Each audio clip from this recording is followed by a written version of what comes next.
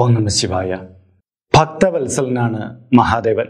തന്നെ അഭയം പ്രാപിച്ചു വരുന്ന ഏതൊരു ഭക്തനും അവൻ്റെ അഭീഷ്ടങ്ങൾ സാധിച്ചു കൊടുക്കാൻ ഭഗവാന് കഴിയുന്നതാണ്.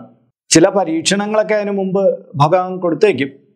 പക്ഷേ ആ പരീക്ഷണങ്ങളിലെല്ലാം അവൻ തൻ്റെ ഭക്തിയുടെ ഉത്തരങ്ങൾ എഴുതി വിജയിക്കുകയാണെങ്കിൽ നമ്മൾ അസാധ്യമാണെന്ന് കരുതിയിരിക്കുന്ന പല കാര്യങ്ങളും ശിവഭഗവാൻ തൻ്റെ തൃക്കരങ്ങളാൽ സാധ്യമാക്കി കൊടുക്കുന്നതാണ്.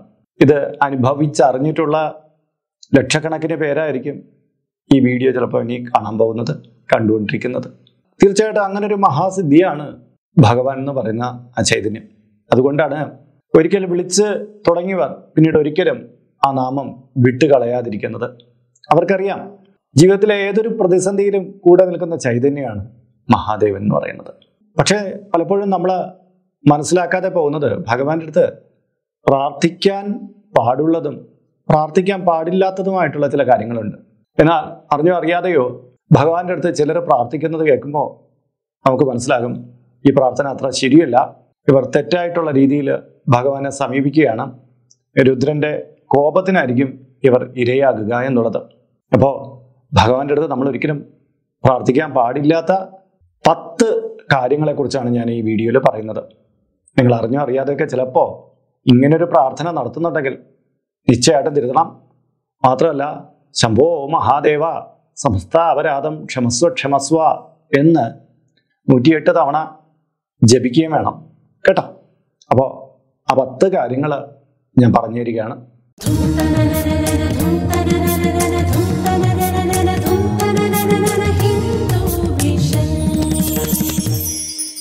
നമസ്കാരം, ഞാൻ RJ അയ്യർ, ഹരിചന്ദന മഠം.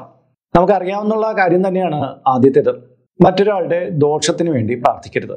നമ്മുടെ ജീവിത സാഹചര്യങ്ങളിൽ പലരും നമുക്ക് എതിരായിട്ട് വന്നേക്കാം, ചിലർ ശത്രുക്കളായി മാറിയേക്കാം. പക്ഷേ നമ്മൾ പ്രാർത്ഥിക്കുമ്പോൾ അവർക്ക് ദോഷം തട്ടുന്ന രീതിയിലുള്ള പ്രാർത്ഥനകൾ ഒന്നും നടത്തരുത്. നമുക്ക് നേരെ ഉള്ള ദോഷങ്ങൾ ഭഗവാൻ കാണുന്നുണ്ട്. നമ്മൾ ഭഗവാന്റെ മുന്നിലേക്ക് നമ്മുടെ പ്രാർത്ഥനകൾ മാത്രം വച്ചു കൊടുത്താൽ മതി. അല്ലാതെ അവന് ഇത് കിട്ടണേ, അവന് ആ ശിക്ഷ കൊടുക്കണേ എന്നുള്ള രീതിയിൽ നമ്മൾ ഒരിക്കലും പ്രാർത്ഥിക്കാൻ പാടില്ല. ചിലപ്പോൾ നമ്മൾ പ്രാർത്ഥിക്കുമ്പോഴെല്ലാം നമ്മൾ ശത്രുവിൻ്റെ രൂപമായിരിക്കും, നമ്മൾ പ്രതിയോഗിയുടെ രൂപമായിരിക്കും മനസ്സിൽ നിറയ്ക്കുക. ഭഗവാൻ അവിടെ മാറിപ്പോവും. നമ്മൾ പിന്നെ ചിന്തിക്കുന്നതും പ്രാർത്ഥിക്കുന്നതും എല്ലാം ആ ശത്രുവിൻ്റെ മുഖത്തെ മുന്നിൽ കണ്ടുകൊണ്ടായിരിക്കും. ശരിക്കും പറഞ്ഞാൽ അവിടെ മനുഷ്യാരാധനയുടെ ഭാവത്തിലേക്ക് നമ്മൾ കടക്കുകയാണ്. ആ ശത്രു ആരാധനയായി മാറും. ഗുണത്തിനേക്കാളേറെ ദോഷം അവിടെ സംഭവിക്കും. മാത്രമല്ല ഒരു നീചന് എന്ത് ശിക്ഷ കൊടുക്കണം, എങ്ങനെ കൊടുക്കണം എന്നൊക്കെ തീരുമാനം എടുക്കുന്നത് ഭഗവാനാണ്. അല്ലാതെ നമ്മൾ പറഞ്ഞു കൊടുക്കണ്ട ഇന്നതൊക്കെ സംഭവിക്കണം, ഇന്നതൊക്കെ ചെയ്യണം എന്നുള്ള രീതിയിൽ പറയേണ്ട ആവശ്യമൊന്നുമില്ല. അതുകൊണ്ട് തന്നെ മറ്റൊരാൾക്ക് ദോഷം തട്ടുന്ന രീതിയിൽ നമ്മൾ ഒറ്റ പ്രാർത്ഥനയും നടത്തരുത്. പകരം നമ്മുടെ സങ്കടങ്ങൾ, നമ്മുടെ ദുഃഖങ്ങളൊക്കെ നമുക്ക് ഭഗവാന്റെ അടുത്ത് പറയാം. ആ രീതിയിൽ മതി. എന്ത് ശിക്ഷ കൊടുക്കണം എന്നുള്ള തീരുമാനങ്ങളൊന്നും നമ്മളവിടെ പറയേണ്ടതില്ല എന്ന് സാരം. രണ്ടാമത്തെ കാര്യം, അഹങ്കാരത്തോടു കൂടി പ്രാർത്ഥിക്കരുത് എന്നുള്ളതാണ്. ഭക്തൻ എപ്പോഴും നിർമ്മല ചിന്താഗതി, നിർമ്മലമായ മനസ്സോടു കൂടിയുള്ള ഒരാളായിരിക്കണം. അവൻ്റെ ഉള്ളിൽ സ്വസ്ഥ ഉണ്ടായിരിക്കണം. എന്നാൽ ചില ഭക്തർക്ക് സ്വതവേ ഞാനെന്ന ഭാവം കൂടി നിൽക്കും. ഞാൻ നമ്മുടെ അഹങ്കാരത്തെ വർദ്ധിപ്പിച്ചുകൊണ്ടിരിക്കും. മറ്റ് ഭക്തരെല്ലാം തൻ്റെ കീഴെയാണ്, ഞാനാണ് പരമഭക്തൻ എന്നുള്ള രീതിയിൽ ചിലപ്പോഴെങ്കിലും ക്ഷേത്രത്തിൽ അല്ലെങ്കിൽ പൂജാഘട്ടങ്ങളിലൊക്കെ ചിലർ പെരുമാറുന്നത് കാണാം. മറ്റുള്ളവരെ ശാസിക്കുക, അവരുടെ തെറ്റുകൾ ചൂണ്ടിക്കാട്ടുക, നിരന്തരം അഹങ്കാരത്തോടു കൂടി സംസാരിക്കുക തുടങ്ങിയൊക്കെ ഉണ്ടാവും. മറ്റുള്ളവരുടെ ചില പിഴകളൊക്കെ ചൂണ്ടിക്കാണിച്ച് തിരുത്തുന്നത് സൗമ്യമായ മനസ്സോടുകൂടിയും അത് പഠന വിധേയമാക്കേണ്ട കാര്യത്തോടു കൂടിയൊക്കെ പറയുന്നത് ഒരു ആചാര്യനായിരിക്കും. എന്നാൽ അഹങ്കാരത്തോടു കൂടിയാണ് ഒരാൾ പറഞ്ഞുകൊണ്ടിരിക്കുന്നതെങ്കിൽ അദ്ദേഹത്തിന്റെ ആചാര്യ പദവി അത്ര ശുദ്ധമല്ല എന്ന് പറയേണ്ടി വരും. ശിവഭഗവാന്റെ മുന്നിൽ എല്ലാവരും തുല്യരാണ്, ഭക്തരെല്ലാം ഒരുപോലെയാണ്. അല്ല, ഭക്തശ്രേഷ്ഠൻ എന്നുള്ള രീതിയിൽ ആരും നടിക്കേണ്ടതില്ല. ഭഗവാൻ അറിയാം ഭക്തശ്രേഷ്ഠൻ ആരാണെന്ന്, അദ്ദേഹത്തിന് അത് മനസ്സിലാക്കാൻ പറ്റും. നമ്മളങ്ങോട്ട് നടിച്ചു കൊടുക്കേണ്ടതില്ല. ആരാണോ ഭഗവാന്റെ മുന്നിൽ ഞാൻ വലിയവൻ എന്നുള്ള രീതിയിൽ മറ്റുള്ളവരെ പുച്ഛിച്ചുകൊണ്ട് പ്രാർത്ഥനകളൊക്കെ നടത്തുന്നത് അവർക്ക് വലിയ ഗുണങ്ങളൊന്നും ഉണ്ടാവില്ല. മാത്രമല്ല നിരന്തരം പ്രയാസങ്ങൾ അവർക്ക് വന്നു ചേർന്നുകൊണ്ടിരിക്കുകയും ചെയ്യും. ഭഗവാന്റെ മുന്നിൽ കുമ്പിട്ട് പ്രാർത്ഥനാ നിർഭരമായിട്ട് ഈ അഹങ്കാരമൊഴിഞ്ഞ മനസ്സോട് കൂടിയിട്ടായിരിക്കണം നമ്മൾ പ്രാർത്ഥന കൊടുക്കേണ്ടത്. അല്ലാതൊരു കാര്യത്തിനും ഭഗവാനെ സ്വാധീനിക്കാൻ പറ്റില്ല. മൂന്നാമത്തെ കാര്യം, മറ്റൊരാളുടെ നാശം കണ്ടാൽ ഇന്ന കാണിക്ക സമർപ്പിക്കാം, ഇന്ന നേർച്ച ഞാൻ ചെയ്യാം എന്നുള്ള രീതിയിൽ ചിലർ പറയുന്നത് കേട്ടിട്ടുണ്ട്. അവന് ആ കാലിന് എന്തെങ്കിലും പ്രശ്നം ഉണ്ടാക്കിയാൽ, അവൻ്റെ വാഹനം തകർന്നു പോയാൽ, അവൻ്റെ വീട് നശിച്ചു പോയാൽ, അവൻ്റെ കുടുംബത്തിന് പ്രശ്നം പറ്റിയാൽ എന്നൊക്കെയുള്ള രീതിയിൽ ഭഗവാന്റെ മുന്നിൽ വന്ന് പ്രാർത്ഥന നടത്തുന്ന ചിലരുണ്ട്. ഉള്ളിലുള്ള ദേഷ്യം, വൈരാഗ്യം, സങ്കടം ഇതെല്ലാം കൂട്ടിക്കലർത്തിയിട്ടായിരിക്കാം ചിലപ്പോൾ ചില അവസരങ്ങളിലൊക്കെ ഇവർ ഇങ്ങനെ പറയുന്നത്. ഇത് ശാപം പോലെ, പ്രാക്ക് പോലെയൊക്കെ ഇവർ പറഞ്ഞുകൊണ്ടിരിക്കും. ഒരിക്കലും പാടില്ലാത്ത കാര്യമാണ്. ഭഗവാന്റെ തിരുനടയിൽ ചെന്ന് നിന്ന് മറ്റൊരാളുടെ നാശത്തിന് വേണ്ടിയിട്ട് ഭഗവാൻ ഇത്രയും ദക്ഷിണ കാണിക്ക കൊടുക്കുക എന്നൊക്കെ പറഞ്ഞു കഴിഞ്ഞാൽ ഭഗവാനെ നിന്ദിക്കുന്നതിന് തുല്യമാണ്. ആ പരമ ചൈതന്യത്തെ നിങ്ങൾ ഒരു തരം ഗുണ്ടായുസത്തിന് വേണ്ടിയിട്ട് വിനിയോഗിച്ചതുപോലെയാവും.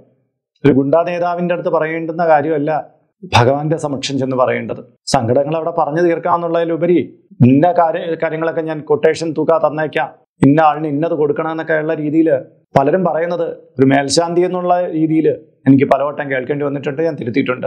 നിങ്ങളിൽ അങ്ങനെ ഒരു കാര്യം ഉണ്ടെങ്കിൽ തീർച്ചയായിട്ടും മാറ്റണം. അത് ഗുണമല്ല, 100% ദോഷമാണ്. നാലാമത്തത് അന്യായ സമ്പത്ത് ചോദിക്കരുത് എന്നുള്ളതാണ്. നമുക്ക് ന്യായമായിട്ടുള്ള സമ്പത്തുകൾ നമ്മിലേക്ക് ഒഴുകിയെത്തും. പക്ഷെ അന്യായമായിട്ടുള്ള കാര്യങ്ങൾ, നമുക്ക് വെട്ടിപ്പിടിക്കാൻ വേണ്ടിയിട്ടുള്ള കാര്യങ്ങളൊന്നും ചോദിച്ചേക്കരുത് ഭഗവാന്റെ അടുത്ത്. നമുക്ക് എന്തെങ്കിലും ഇല്ലായ്മകളുണ്ടെങ്കിൽ അത് നമുക്ക് തുറന്നു പറയാം. അല്ലാതെ അന്യായമായത്, കട്ടെടുക്കേണ്ട കാര്യങ്ങൾ ചോദിക്കരുത്. അത് കിട്ടുകയില്ല. മാത്രമല്ല അങ്ങനെയുള്ള ചോദ്യങ്ങൾ നമുക്ക് തന്നെ വിപരീത ഗുണങ്ങൾ സമ്മാനിക്കും. അഞ്ചാമത്തെ കാര്യത്തിലേക്ക് കടക്കുന്നതിന് മുമ്പ് ഇതിൻ്റെ കീഴെ കമൻറ്റ് ബോക്സിലും ഡിസ്ക്രിപ്ഷൻ ബോക്സിലും നമ്മുടെ വാട്സപ്പ് ചാനലിൻ്റെ ലിങ്ക് കൊടുത്തിട്ടുണ്ട്. അതിലൂടെ ചാനൽ ജോയിൻ ചെയ്താൽ നിങ്ങളുടെ പിറന്നാളിന്, നിങ്ങളുടെ കുടുംബ അംഗങ്ങളുടെ പിറന്നാളിന് സൗജന്യമായിട്ട് പുഷ്പാഞ്ജലി അർച്ചനകൾ നടത്തി കിട്ടുന്നതാണ്. മാത്രമല്ല മോട്ടിവേഷൻ സംബന്ധമായതും ജ്യോതിഷ സംബന്ധമായതും ആചാര സംബന്ധമായതുമായ ഒട്ടേറെ അറിവുകൾ നിത്യവും രാവിലെ നിങ്ങളുടെ മൊബൈലിലൂടെ ലഭ്യമാകുന്നതുമാണ്. അപ്പോൾ ഇത് പ്രയോജനപ്പെടുത്തുമല്ലോ. അഞ്ചാമത്തെ കാര്യം അസഹിഷ്ണുതയോടുകൂടി പ്രാർത്ഥിക്കരുത് എന്നുള്ളതാണ്. ചില വ്യക്തികൾക്ക് അക്ഷമയാണ്. അവർക്ക് ഒരു കാര്യം ചെയ്താൽ അപ്പോൾ ഫലം കിട്ടണം, അല്ലെങ്കിൽ പ്രശ്നമാണ്, ഒന്ന് ക്ഷമിക്കാനൊന്നും വയ്യ. അങ്ങനെ ചില വ്യക്തികളുണ്ട്. ഭഗവാന്റെ അടുത്ത് വന്ന് തങ്ങൾക്ക് ഉടനടി റിസൾട്ട് കിട്ടണം എന്നുള്ള രീതിയിൽ പ്രാർത്ഥിക്കും. കുറച്ചു നേരം വെയിറ്റ് ചെയ്യാനൊന്നും സൗകര്യമില്ല. അവിടെ അത് ഗുണം കിട്ടിയില്ലെങ്കിൽ പെട്ടെന്ന് അടുത്ത അമ്പലത്തിലേക്ക് പോകും. എന്നിട്ട് പറയും, അവിടെ പോയി പ്രാർത്ഥിച്ചിട്ടോ അവിടുത്തെ പൂജയൊക്കെ ഒരു ഗുണവുമില്ല, അതിനേക്കാളും നല്ലത് മറ്റേ അമ്പലത്തിൽ പോകുന്നതാണ് എന്നുള്ള രീതിയിൽ സ്വന്തം സമീപത്ത് കിടക്കുന്ന അമ്പലത്തേക്ക് വിടിഞ്ഞ് മറ്റുള്ളവർക്കൊക്കെ ഓടുന്ന പലരും നമുക്ക് കാണാൻ പറ്റും. അമ്പലങ്ങളിൽ എവിടെ പോകുന്നതിനും ഗുണം തന്നെയാണ്. പക്ഷെ ഒരിടം നിന്ദിച്ചിട്ട് മറ്റൊരു നടയിലേക്ക് പോകരുത്. പ്രത്യേകിച്ച് ശിവക്ഷേത്രങ്ങൾ. അത് നിങ്ങൾക്ക് വലിയ വലിയ പ്രയാസങ്ങളെ പിന്നെ സൃഷ്ടിച്ചേക്കും. അതുകൊണ്ട് തന്നെ നിങ്ങൾക്ക് ചിലപ്പോൾ ചില കാരണങ്ങൾ കൊണ്ട് ഒരു ക്ഷേത്രത്തിൽ പോകാൻ കഴിഞ്ഞില്ല എന്ന് നയിക്കാം. പക്ഷെ ആ ക്ഷേത്രത്തെ നിന്ദിച്ചുകൊണ്ടിരിക്കരുത്. അത് പ്രധാനമാണ്. ആറാമത്തെ കാര്യം പരീക്ഷണാടിസ്ഥാനത്തിലുള്ള വാക്പ്രയോഗങ്ങൾ എന്നുള്ളതാണ്. ഇത് തീരെ ലോ ലെവൽ ഫ്രീക്വൻസിയിലുള്ള ആൾക്കാർ ചെയ്യുന്ന കാര്യമാണ്. ചിലപ്പോഴൊക്കെ നടയിൽ വന്ന് നിന്നിട്ട് പറയുന്ന കേൾക്കാം, ഞാൻ ഉള്ളിൽ തട്ടിയാണ് പറയുന്നത്, നീ ഇത് നടത്തി കാണിച്ചു എന്നാൽ ഞാൻ നിന്നെ വിശ്വസിക്കാം ഭഗവാനെ എന്നുള്ള രീതിയിൽ ചിലർ പറയും. ഞാൻ കണ്ടിട്ടുള്ളതാണ്. എന്ത് അഹങ്കാരമാണ് ഈ പറയുന്നതെന്ന് ഞാൻ ചിന്തിച്ചിട്ടുണ്ട്. ഭഗവാൻ അവൻ്റെ അടുത്ത് വിശ്വസിക്കാനൊന്നും പറയുന്നില്ല. അവന് വേണമെങ്കിൽ വിശ്വസിച്ചാൽ മതി. പക്ഷെ വന്ന് പറയാണ്, ഈ കോവിൽ, ഈ അമ്പലത്തിൽ നീ കുടിയിരിപ്പുണ്ടെങ്കിൽ നീ ഇന്നത് ചെയ്ത് കാണിക്കണം, എങ്കിൽ ഞാൻ വിശ്വസിക്കാം. എന്ത് തെറ്റായ ധാരണയുടെ പേരിലാണ് ഇവരൊക്കെ ഇങ്ങനെ സംസാരിക്കുന്നത്? എനിക്ക് ശരിക്കും ഇതൊക്കെ കേൾക്കുമ്പോൾ ദേഷ്യമല്ല വരുന്നത്, സങ്കടമാണ് വരുന്നത്. ഇവർ ഈ പ്രപഞ്ച ശക്തിയാണ് വെല്ലുവിളിച്ചുകൊണ്ടിരിക്കുന്നത്. ഒരിക്കലും ഗുണകരമായിട്ടുള്ള കാര്യമായിരിക്കില്ല. ഇവർക്ക് ഭഗവാന്റെ പരീക്ഷണങ്ങളെ താങ്ങാനുള്ള ശേഷി ഉണ്ടാവില്ല. ദയവായിട്ട് ഇങ്ങനെ പരീക്ഷണാടിസ്ഥാനത്തിലുള്ള വാക്പ്രയോഗങ്ങൾ ഭഗവാന്റെ സമക്ഷം നടത്തരുത്. ഏഴാമത്തെ കാര്യം മദ്യപിച്ച് മന്ത്രം ചൊല്ലരുത് എന്നുള്ളതാണ്. നമ്മൾ ലഹരി വസ്തുക്കൾ ഉപയോഗിക്കാനുള്ളതല്ല മന്ത്രങ്ങൾ. മദ്യപിച്ചിട്ട് നമ്മൾ ഒരിക്കലും നാമങ്ങളോ കീർത്തനങ്ങളോ മന്ത്രങ്ങളോ ജപിക്കരുത്. കാര്യം ഒരു മന്ത്രം ഉപയോഗിക്കാനുള്ളത് അതിൻ്റെ ഒരു വിധിപ്രകാരം നമുക്ക് ചെയ്യേണ്ടുന്ന കാര്യമാണ്. ഒരു ആചാരാനുഷ്ഠാനങ്ങളിൽ പെടുന്ന ഒന്നാണ് മന്ത്രം എന്ന് പറയുന്നത്. ഇന്ന് നമുക്ക് യൂട്യൂബിലോ സോഷ്യൽ മീഡിയകളിലോ പുസ്തകങ്ങളിലോ ഒക്കെ ധാരാളം മന്ത്രങ്ങൾ കിട്ടുന്നുണ്ട്. പണ്ടൊരു കാലത്ത് നമുക്ക് ഈ മന്ത്രങ്ങളൊന്നും അവൈലബിൾ ആയിരുന്നില്ല. മഹാമാന്ത്രികരുടെ ഗ്രന്ഥക്കെട്ടുകളിൽ, താളിയോലകളിൽ രഹസ്യമായിട്ട് വെച്ചിരുന്ന മന്ത്രങ്ങളാണ് നമ്മുടെ മുന്നിൽ ഇന്ന് കാണുന്നത്. ഇതൊക്കെ എടുത്ത് എങ്ങനെയെങ്കിലുമൊക്കെ അങ്ങ് പ്രയോഗിക്കുകയാണ്. അതിൽ ലഹരിക്ക് അടിമയായിട്ട് അല്ലെങ്കിൽ വളരെയധികം ദുർമത്തനായിട്ട് മദ്യപിച്ച് ഒക്കെ മന്ത്രം ജപിക്കുന്ന പലരുമുണ്ട്. ഇത് വളരെ ദോഷകരമാണ്. അങ്ങനെ ചെയ്യാതിരിക്കുക. എട്ടാമത്തെ കാര്യം മറ്റു ദേവതകളെ നിന്ദിച്ചുകൊണ്ടുള്ള പ്രാർത്ഥന. സ്വതവേ ആരും അങ്ങനെ നടത്താറില്ല. എങ്കിലും ചില ഏകദൈവ വിശ്വാസികൾ എന്നുള്ള തലത്തിൽ ചിന്തിക്കുന്നവര്, അവർക്ക് ശിവൻ എന്ന് പറഞ്ഞാൽ ശിവൻ മാത്രമേ ഉള്ളൂ, വിഷ്ണു എന്ന് പറഞ്ഞാൽ വിഷ്ണു മാത്രമേ ഉള്ളൂ, ദേവി എന്ന് പറഞ്ഞാൽ ദേവി മാത്രമേ ഉള്ളൂ എന്നുള്ള രീതിയിലാണ്. അത് കുഴപ്പമില്ല, അങ്ങനെ വേണമെങ്കിൽ പ്രാർത്ഥിച്ചു. എല്ലാം ഒരു സാഗരത്തിലുള്ള ഒന്ന് തന്നെയാണ്. എല്ലാ പ്രപഞ്ച ശക്തി ഒന്ന് തന്നെയാണ്. പക്ഷേ ഒന്നിനെ നിന്ദിച്ചുകൊണ്ട് ഒരു ദേവതയെ വന്ദിക്കുന്നത് വിരുദ്ധമായിട്ടുള്ള കാര്യമാണ്. ചിലരുടെ പ്രാർത്ഥനകളിൽ അങ്ങനെയൊക്കെ വന്നു ചേരാറുണ്ട്.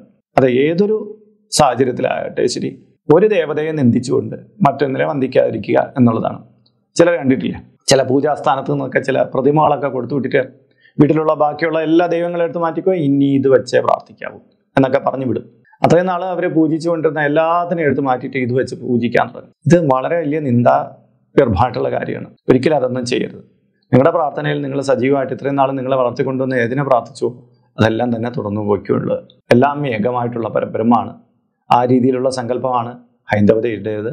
അപ്പോൾ അതിനെ മുൻനിർത്തിയിട്ട് പ്രാർത്ഥിക്കുക, ഇല്ലെങ്കിൽ ഗുണത്തെക്കാളേറെ ദോഷം തന്നെയാണ്. 9ാമത്തെ കാര്യത്തിലേക്ക് കടക്കുന്നതിന് മുമ്പ് ഇതിൻ്റെ കീഴെ കമൻറ്റ് ബോക്സിൽ നിങ്ങളുടെ പേര്, നിങ്ങളുടെ വയസ്സ്, നിങ്ങളുടെ നക്ഷത്രം ഇവ രേഖപ്പെടുത്തിയാൽ ഇവിടെ നടക്കുന്ന വിശേഷാലായിട്ടുള്ള പൂജകളിൽ നിങ്ങളെ കൂടി എനിക്ക് ഉൾക്കൊള്ളിക്കാൻ പറ്റും. 1 മാസത്തേക്കായിരിക്കും ഇപ്രകാരം ചെയ്യുന്നത്. കൂടുതലായിട്ട് വേണമെന്നുള്ളവർ ഇനി തൊട്ട് ഇതിൽ അപ്ലോഡ് ചെയ്യുന്ന എല്ലാ വീഡിയോയുടെ കീഴേ നിങ്ങളുടെ ഡീറ്റെയിൽസ് ഇങ്ങനെ കൊടുത്താൽ മതി. അതിനായിട്ട് നിങ്ങൾ ഈ ചാനൽ ഇതുവരെയ്ക്ക് സബ്സ്ക്രൈബ് ചെയ്തിട്ടില്ലെങ്കിൽ അത് ചെയ്യുക. അപ്പോൾ തന്നെ ഈ വീഡിയോ ഒന്ന് ലൈക്ക് കൂടി ചെയ്യുക. കാര്യം എങ്കിൽ മാത്രമായിരിക്കും പുതുതായിട്ട് അപ്ലോഡ് ചെയ്യുന്ന വീഡിയോയുടെ വിവരങ്ങൾ നിങ്ങൾക്ക് റെക്കമെൻഡേഷനായിട്ട്, നോട്ടിഫിക്കേഷനായിട്ട് നിങ്ങളുടെ മൊബൈലിൽ ലഭ്യമാകും. എങ്കിലല്ലേ നിങ്ങൾക്ക് നിങ്ങളുടെ ഡീറ്റെയിൽസ് കൊടുക്കാൻ പറ്റും. അപ്പോൾ ഇതും കൂടെ പ്രയോജനപ്പെടുത്തുക. 9ാമത്തെ കാര്യം, ശപഥങ്ങൾ വച്ച് പ്രാർത്ഥിക്കരുത് എന്നുള്ളതാണ്. നമ്മൾ മുമ്പ് പറഞ്ഞ കാര്യങ്ങളുടെ ഒരു ബാക്കി പത്രമാണിത്. ചില വ്യക്തികളുണ്ട്, ഇനി ഇന്ന കാര്യം നടത്തി കിട്ടിയാൽ മാത്രമേ ഞാൻ ഈ അമ്പലത്തിലേക്ക് വരൂ എന്നുള്ള രീതിയിൽ പ്രാർത്ഥിക്കും. എന്നിട്ട് ചില വെല്ലുവിളികൾ പോലുള്ള പ്രാർത്ഥന വയ്ക്കും. ഞാൻ ഈ മണ്ണിൽ തൊട്ട് പറയുകയാണ്, ഇന്ന കാര്യങ്ങൾ ഇവിടെ സംഭവിച്ചിരിക്കണം എന്നുള്ള രീതിയിൽ ചില വ്യക്തികൾ, അതും ഞാൻ നേരത്തെ പറഞ്ഞ ലോ ഫ്രീക്വൻസിയിലുള്ള ആൾക്കാർ വന്നു നിന്ന് അങ്ങനെയൊക്കെ പ്രാർത്ഥിക്കുന്നുണ്ട്. ഒരിക്കലും ഒരു കാര്യത്തിന് മേലും ശപഥം വയ്ക്കാൻ വേണ്ടി ക്ഷേത്രത്തിൽ ചെന്നൊന്ന് പ്രാർത്ഥിക്കരുത്. ഞാൻ കണ്ടിട്ടുണ്ട്, ഒരു ഭർത്താവ് തന്നിൽ നിന്ന് പിരിഞ്ഞു പോയാലേ താൻ ഇവിടെ വന്നു ചേരുള്ളൂ എന്നൊക്കെ പറഞ്ഞ് പ്രാർത്ഥിച്ചൊരു ഭാര്യയെ കണ്ടിട്ടുണ്ട്. അവസാനം അവർക്ക് ഒരു പ്രശ്നം വന്നപ്പോൾ ഈ ഭർത്താവ് തന്നെ എല്ലാ കാര്യത്തിനും വേണ്ടി വരും എന്നുള്ള ഉറപ്പായപ്പോൾ ആ ഭർത്താവിനെ തിരികെ കിട്ടാൻ വേണ്ടിയിട്ട് അവർ പ്രാർത്ഥനയൊക്കെ നടത്തി. പക്ഷെ ഒന്നും ഉണ്ടായില്ല. അവർക്കെല്ലാം പടിപടിയായിട്ട് എല്ലാം നഷ്ടപ്പെട്ടു പോകുന്നൊരവസ്ഥയാണ് ഉണ്ടായത്. അതുകൊണ്ട് അത്തരം കാര്യങ്ങൾ ചെയ്യരുത് എന്നുള്ളതാണ്. 10ാമത്തെ കാര്യം, സ്വാർത്ഥ താല്പര്യങ്ങൾ മുൻനിർത്തി പ്രാർത്ഥിക്കരുത് എന്നുള്ളതാണ്. ഓരോ വ്യക്തിക്ക് അവരവരുടെ താല്പര്യങ്ങളൊക്കെ ഉണ്ടാവും. അത് മറ്റൊരാൾക്ക് ദോഷം വരുത്തുന്ന തരത്തിലേക്ക് ആകരുത്. നിങ്ങളുടെ ഇഷ്ടം, നിങ്ങൾക്കൊരു ജോലി സമ്പാദിക്കണമെങ്കിൽ അത് പ്രാർത്ഥിച്ചോ, നിങ്ങൾക്കൊരു കല്യാണത്തിന് വേണ്ടി പ്രാർത്ഥിച്ചോ, നിങ്ങൾക്ക് നന്മ വരാൻ പ്രാർത്ഥിച്ചോ, നിങ്ങൾക്ക് വീട് വരാൻ വേണ്ടി പ്രാർത്ഥിച്ചോ. പക്ഷെ മറ്റൊരാളുടെ സാധനം എടുത്ത് എനിക്ക് കിട്ടണം എന്നുള്ള രീതിയിൽ പ്രാർത്ഥിക്കരുത്. അതാണ് സ്വാർത്ഥ താല്പര്യങ്ങളിലെ പ്രധാനപ്പെട്ടത്. ഒരിക്കലും ഒരു സഹോദരിക്കാണെങ്കിൽ ചെറിയ അസുഖങ്ങളൊക്കെ ഉണ്ട്, അവരുടെ വിവാഹം നടന്നിട്ടില്ല. അപ്പൊ സഹോദരൻ പ്രാർത്ഥിച്ച ഒരു വിവരമാണ്. അദ്ദേഹത്തിൻ്റെ അടുത്ത് പറഞ്ഞതുകൊണ്ടാണ് ഞാൻ അറിഞ്ഞത്. സഹോദരി ഇങ്ങനെ വയ്യാണ്ടൊക്കെ ഇരിക്കുകയാണ്, അവര് എത്രയും പെട്ടെന്ന് മരണപ്പെട്ടെങ്ങാനും പോയാൽ അവർ ആ രീതിയിലല്ല അദ്ദേഹം പറയുന്നത്, അവർക്ക് വയ്യല്ലോ, ഇനി കൂടുതൽ കാലം കിടത്തേണ്ട, ആ സ്ത്രീ ഒന്ന് മരിച്ചു പോയിരുന്നെങ്കിൽ അത് നല്ലതായിരുന്നു എന്നൊക്കെ രീതിയിലാണ് പ്രാർത്ഥിക്കുന്നത്. ഇതിന്റെ പിന്നിലൊരു കാര്യമുണ്ട്. ആ സ്ത്രീയുടെ കയ്യിൽ കുറച്ച് സ്വത്തൊക്കെ ഉണ്ട്, ഇതൊക്കെ തനിക്ക് വന്ന് ചേരും, തന്റെ കടമൊക്കെ അങ്ങോട്ട് വീട്ടാം എന്നുള്ള രീതിയിൽ ചിന്ത വെച്ചിട്ടാണ് ഈ മനുഷ്യന്റെ പ്രാർത്ഥന. വളരെ സ്വാർത്ഥത നിറഞ്ഞ പ്രാർത്ഥന. ആ സഹോദരിയുടെ ജീവന് വേണ്ടിയിട്ടല്ല പ്രാർത്ഥിക്കുന്നത്. ഞാൻ പറഞ്ഞ് ഈ രീതിയിൽ ചിന്തിച്ചതോ നടയൊന്നു പ്രാർത്ഥിച്ചതോ തെറ്റാണ്. അപ്പൊ പുള്ളിക്കാരന് അതങ്ങനെ ഇട്ട് ഇഷ്ടപ്പെട്ടില്ല. തിരുമേനി പറയും പോലെ ഒന്നും അല്ല കാര്യം. അവർക്ക് അസുഖം മൂർച്ഛിച്ചുകൊണ്ട് ഞാൻ അങ്ങനെ പറഞ്ഞു, കിടത്തി കഷ്ടപ്പെടുത്തണ്ടല്ലോ എന്ന് പറഞ്ഞു. ഞാൻ പറഞ്ഞു, ഇതൊക്കെ തീരുമാനിക്കുന്നത് ഭഗവാനാണ്, ആ കുട്ടിയുടെ നന്മയ്ക്ക് വേണ്ടി പ്രാർത്ഥിക്കൂ എന്ന് പറഞ്ഞു. പിന്നെ നടന്ന സംഭവം ഞാൻ പിന്നെ പറയാം. അത് ആ വ്യക്തിയാണ് പിന്നീട് ഒരു ബാക്ക് ആക്സിഡന്റ് മരിച്ചുപോയത്. അതായത് ഈ പ്രാർത്ഥിച്ച മനുഷ്യനാണ് ബാക്ക് ആക്സിഡന്റ് മരിച്ചുപോയത്. ആ സ്ത്രീക്ക് തലയിൽ ചെറിയ ട്യൂമർ പോലത്തെ കാര്യങ്ങളൊക്കെ ഉണ്ടായിരുന്നു.